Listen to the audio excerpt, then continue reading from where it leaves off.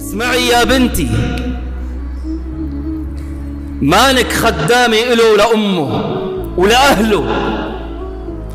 اسمعي يا بنتي، لا ترميها واطية، كوني قوية، البيت اللي رباكي ما راح وخلاكي. اسمعي يا بنتي، ينطح راسه بالحيط، ما عجبه ينطح راسه بالحيط، لا ترميها واطية. اسمعي يا بنتي، الحماية عدوه، ما بتحب الكنة ولو كانت حورية بالجنة. هذا تمهيد كله لأنه فايت على حرب مناطحة. أيها الأحبة الكرام، نقف اليوم مع وصية عظيمة تكتب بماء الذهب، وصية أم لابنتها في يوم زفافها، وصية حري على كل متزوجة وفتاة ترغب بالزواج أن تقرأها، لما فيها من نصائح وإرشادات تساعد على النجاح في الحياة الزوجية، وأن تحتل الزوجة في قلب زوجها مكانا كريما وعليا، وتظفر بحياة سعيدة وهنية. الوصية لامرأة اسمها أمامة بنت الحارث، إحدى فصيحات العرب في الجاهلية. لما خطبت ابنتها وحان موعد زفافها أوصتها قائلة: أي بنية، إن الوصية لو تركت لفضل أدب تركت لذلك منك. تقول لها: يا بنيتي، أنت تملكين من الأدب ما يغنيك عن الوصية، لكنها تذكرة للغافل ومعونة للعاقل. ولو أن امرأة استغنت عن الزواج لغنى أبويها وشدة حاجتهما إليها كنت أغنى الناس عنه، أي عن الزواج. فهذه البنت ربت في بيت غني كريم، بيت خلق، وكانت مدللة. ولكن تتابع قولها فتقول: ولكن النساء للرجال خلقن ولهن خلق الرجال. يعني هذه هي سنة الحياة، لا بد للبنت أن تتزوج في نهاية المطاف وتغادر بيت أبويها إلى بيت زوجها. أي بنية، إنك فارقت الجو الذي منه خرجت، وخلفت العش الذي فيه درجت، إلى وكر لم تعرفيه وقرين لم تألفيه، فأصبح بملكه عليك رقيبا ومليكا، فكوني له أمة يكن لك عبدا. يعني كوني له خادمة مطيعة سهلة هينة لينة تملكيه، يكن لك عبدا. أي بنية، واحفظي له 10 خصال تكن لك ذخرا. إذا استمسكت وطبقت هذه الخصال 10 ستسعدين في حياتك، وستتربعين على عرش قلب زوجك. واحفظي له خصالا 10 تكن لك ذخرا. أما الأولى والثانية فالخضوع له بالقناعة، اقنعي على العيش معه، على الحلو والمر، على السراء والضراء. أما الأولى والثانية فالخضوع له بالقناعة، وحسن السمع له والطاعة، وأما الثالثة والرابعة فالتفقد لموطن عينه وأنفه، فلا تقع عينه منك على قبيح، ولا يشمن منك إلا أطيب ريح. نصائح ذهبية: تجملي، تزيني، تعطري لزوجك.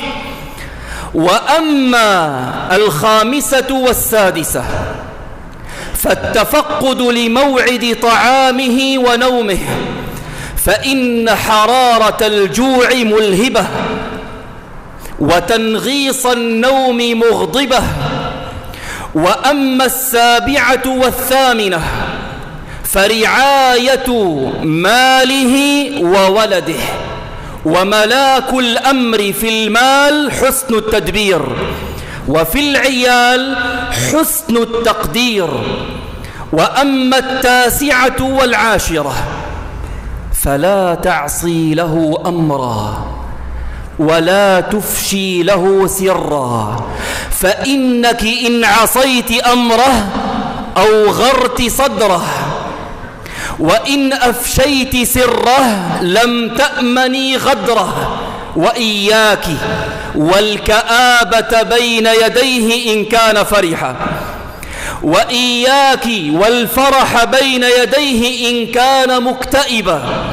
وأشد ما تكونين له تعظيما أشد ما يكون لك إكراما. وأشد ما تكونين له تعظيما أشد ما يكون لك إكراما. ويا بنيه لن تصلي إلى ذلك حتى تؤثري رضاه على رضاك وهواه على هواك. انتهت الوصية. يا لها من وصية عظيمة من أم عاقلة فطنة ذكية تريد مصلحة ابنتها وسعادتها وهناءها، فترسم لها طريق النجاح وطريق السعادة. هذه وصية امرأة في الجاهلية، فبماذا توصي النساء؟ فبماذا توصي النساء اليوم بناتهن؟ بماذا توصيهن؟ سأسمعكم بعض هذه الوصايا مما نسمعه ونشاهده ونلمسه في واقعنا. اسمعي يا بنتي، هاي بعض الوصايا. اسمعي يا بنتي، مانك خدامة إله ولأمه ولأهله. اسمعي يا بنتي، لا ترميها واطية، كوني قوية، البيت اللي رباكي ما راح وخلاكي. اسمعي يا بنتي، ينطح راسه بالحيط، ما عجبه ينطح راسه بالحيط، لا ترميها واطية. اسمعي يا بنتي، الحماية عدوة، ما بتحب الكنة ولو كانت حورية بالجنة. هذا تمهيد كله لأنه فايت على حرب مناطحة.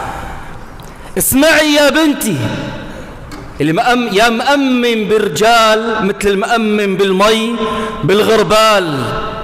اسمعي يا بنتي، مثل فردة صرمايتك بتخلعيها ايمت ما بدك وبتبدليها. نعم، هذه بعض الوصايا التي نسمعها اليوم، والتي تربي عليها بعض النساء بناتهن. لذلك كثر الشقاق والطلاق. بتنا نرى تمردا عجيبا من الزوجات وعدم احترام لغياب التربية الإسلامية. ما في تربية، كثر الطلاق، نسب الطلاق مفزعة. وغالب الأسباب، ما أقول كل الأسباب، في أسباب كثيرة، لكن غالب الأسباب بسبب غياب التربية الإسلامية. بعض النساء والفتيات عم ياخذوا الوصايا من وين؟ من المسلسلات. بياخذوا الوصايا من قانون سيداو الذي يحارب شريعة الله، الذي يقول لا قوامة للرجل على المرأة. والمرأة حرة ماذا حرة؟ ماذا تعني حرة؟ ما في أحد حر، لا أنا ولا أنت، كلنا مضبوطون بشريعة الله تبارك وتعالى. الله سبحانه وتعالى شرع الزواج وفرض على كل من الزوجين حقوقا على الآخر، كل واحد له حقوق. لذلك اليوم غابت التربية يا عباد الله، غابت. نرى تمرد، عدم احترام، نشوز، تمرد للنساء. فلذلك أقول الحياة الزوجية أيتها الغالية. طبعا هذا الكلام اليوم ما في نساء هلا عندنا في المسجد، لكن في عندنا آباء، في عندنا إخوة. انقلوا هذا الكلام لنسائكم، انقلوه. حتى الأب علم ابنتك على هذه الأخلاق، على هذه التربية. أيتها الغالية اسمعي، الحياة الزوجية جميلة. الله تعالى قال: ومن آياته أن خلق لكم من أنفسكم أزواجا لتسكنوا إليها وجعل بينكم مودة ورحمة. الزوجة سكن لزوجها والزوج سكن لزوجته. الله سماه بالسكن، وجعل بينهم مودة ورحمة، حب، سكينة، طمأنينة. زوجك لا تسمعي إلى هذا وذاك وفلان وعلان، زوجك هو أقرب الناس إليك. بمجرد انتقال الفتاة إلى بيت زوجها، هذا الزوج صار أقرب الناس إليك، وطاعته مقدمة على طاعة والديك. أي نعم، طاعته مقدمة على طاعة والديك. النبي صلى الله عليه وسلم قال: إنما هو جنتك ونارك. إيش معنى الكلام؟ مفتاح الجنة في يده، إذا رضي عليك رضي الله، وإذا غضب عليك غضب الله. قال رسول الله صلى الله عليه وسلم: إذا صلت المرأة خمسها وصامت شهرها وحفظت فرجها. شو قال بعدين؟ ما يكفي صوام قوام ما شاء الله وعم تحفظ قرآن وعم تدرس في المعهد، ختمها بماذا؟ قال: وأطاعت زوجها قيل لها ادخلي الجنة من أي أبواب الجنة شئت. مفتاح الجنة بيده. الله تبارك وتعالى امتدح النساء الصالحات الطائعات لأزواجهن، قال سبحانه وتعالى: فالصالحات قانتات أي مطيعات، حافظات للغيب بما حفظ الله. تحفظ زوجها في حضرته، في غيبته، في ولده، في ماله، في عرضه.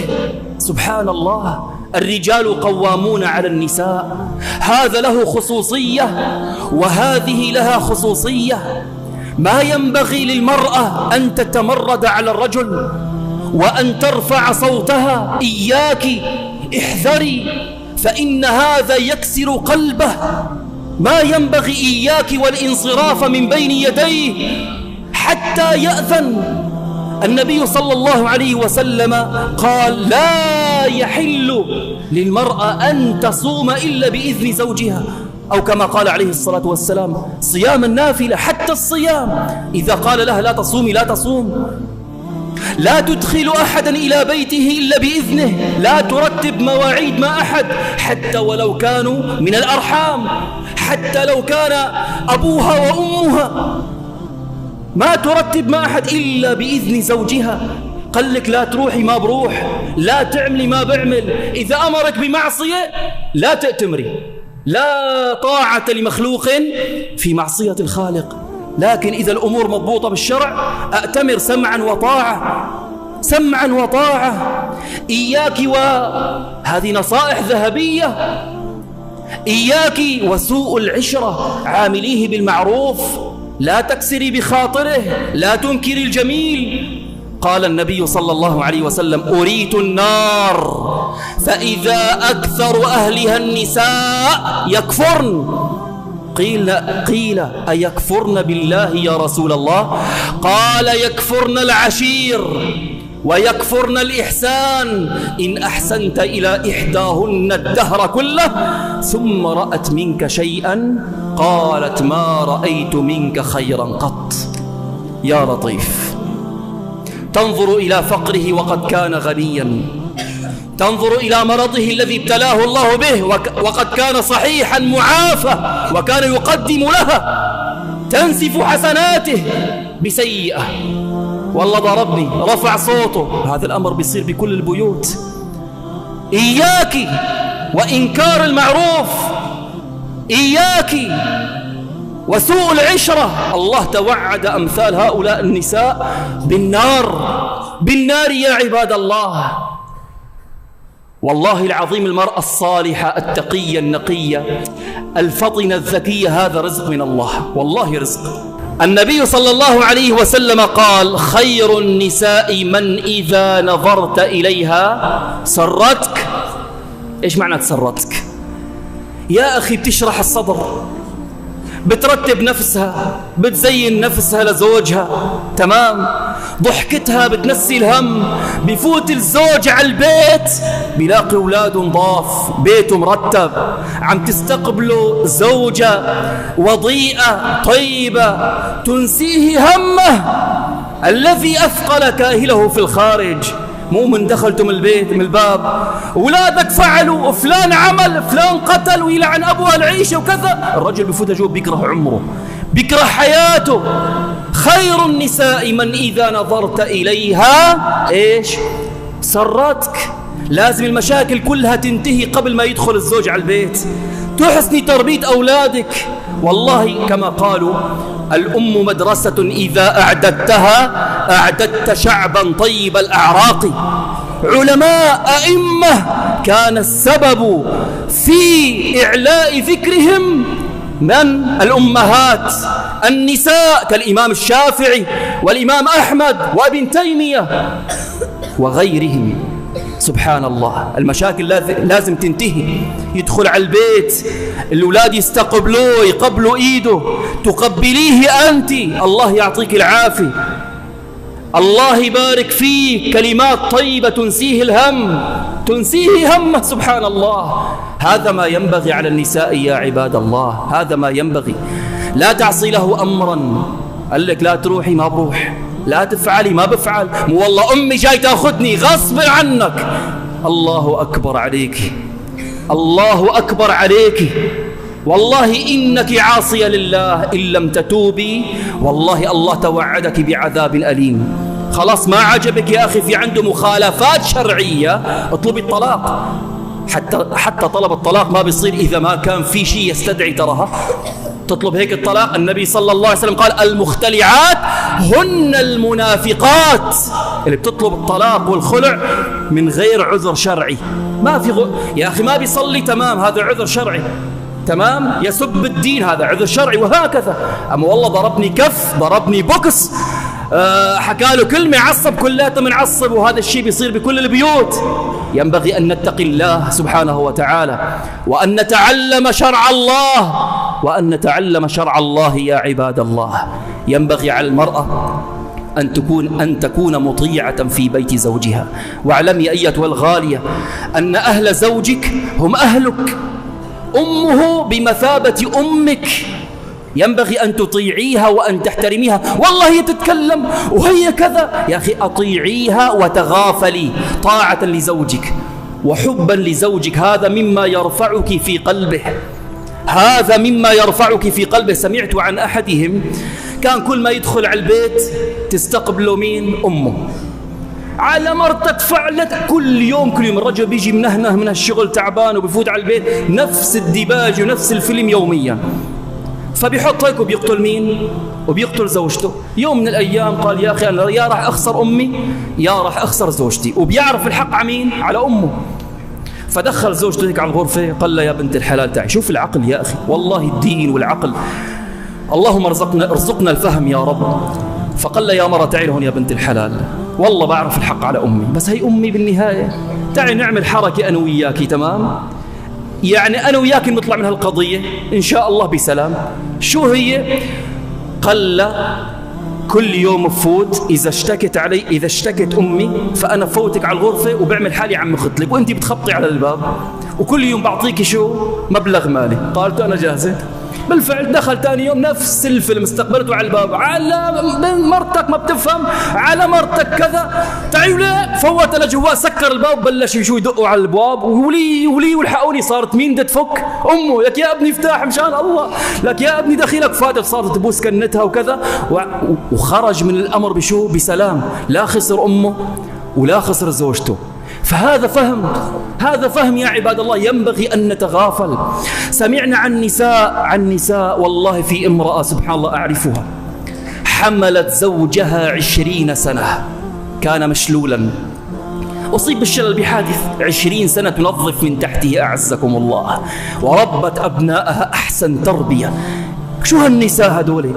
بنسمع لك الله يرحم نساء زمان كانت تستقبل زوجها سبحان الله، شوف تنظف البيت وتغسل وتشطف، لا كان في غسالة اوتوماتيك، تمام؟ وما كان فيها الأمور الميسرة سبحان الله، تغسل وتشطف وتفلح، ويجي زوجها تستقبله بالمي والملح والصابون وتفرك له رجليه. هذا ذل؟ لا والله، هذه رفعة عند الله. هذا زوجك، هذا وهو بيغسل لك قدميك كمان وتستقبلوا بضحك وكذا، وحياتهم هنية سبحان الله. لكن اليوم تمرد بسبب هذه التربية السيئة والعاطلة والمسلسلات والقوانين والمنظمات النسوية اليوم اللي بتدعو والله أن المرأة حرة، تدعوهم إلى التمرد على أزواجهن وعلى شرع الله تبارك وتعالى. احذرنا يا نساء يا فتيات، هذا شرع الله تبارك وتعالى. إذا دعاها إلى فراشه يعني حتى يجامعها فتمنعت من غير عذر، كانت مريضة بحيض كذا، إذا تمنعت من غير عذر إيش كان التهديد في الحديث؟ قال لعنتها الملائكة حتى تصبح، لعنتها الملائكة حتى تصبح. هذا كله لردع النساء من عصيان أوامر أزواجهن، من عصيان. لازم تعرف المرأة أنه لما عم تطيع زوجها عم تطيع الله عز وجل، هذا مهم جدا. يعني أنت بطاعتك هي عم تطيعي ربك، عم تاخدي حسنات، الله عم يرفعك بالدرجات سبحان الله. مقابلة سمعتها من كم يوم، رجل يقول له المذيع لماذا لم تتزوج إلى الآن؟ زوجته ماتت من 15 سنة، ليش ما تزوجت لهلأ؟ يقول فقال له ما وجدت مثلها إلى الآن. قال له راح أذكر لك بس موقف واحد من مواقف زوجتي، موقف واحد. قال مرة تقاتلنا فقلت له يا مرة ضبي ثيابك وروحي بيت أهلك، ما بدي أشوف وجهك. فحطت هيك وراحت لوين؟ على بيت أهلها. بعد أسبوع يقول اشتقت لها فقلت بدي أرجعها. فأول ما طرقت الباب قال فتحت فقبلتني وهمست في أذني وقالت لا تقل لأهلي شيئا، ترى ما بيعرفوا أننا نحن متقاتلين، قلت لهم إنك أنت مسافر وأنا زيارة عندهم أسبوع. قال هذا موقف واحد من مواقف زوجتي، لا تفشي له سرا. اليوم إذا صار شيء بين الزوجين تنشر عرضه، ما بيصير تحكي حتى أمام أهلك عن أسرار زوجك مهما حدث بيناتكم، بالبيت بينتهي كل شيء. أنت عاصية لله إن فعلت ذلك، والله هذه معصية ومن كبائر الذنوب. احذروا غيبة، نميمة، إفشاء للأسرار، هذا حرام. النبي صلى الله عليه وسلم يقول ألا أخبركم بنسائكم في الجنة؟ قالوا بلى يا رسول الله. قال الودود الولود من إذا غضبت أو أسيء إليها أو غضب زوجها، يعني كان الحق معها ولا عليها، ماذا فعلت؟ قال أخذت بيد زوجها وقالت هذه يدي في يدك لا أكتحل بغمض حتى ترضى. شو معنى الكلام؟ ما بهنا لي عيش ما راح يهنالي نوم، لا أكتحل بغمض، ما راح تغمض عيوني حتى ترضى، حتى ترضى يا حبيبي. فهذه من نسائكم في الجنة كما قال النبي صلى الله عليه وسلم. ربنا هب لنا من أزواجنا وذرياتنا قرة أعين واجعلنا للمتقين إماما. أقول ما تسمعون وأستغفر الله لي ولكم، استغفروه إنه هو الغفور الرحيم.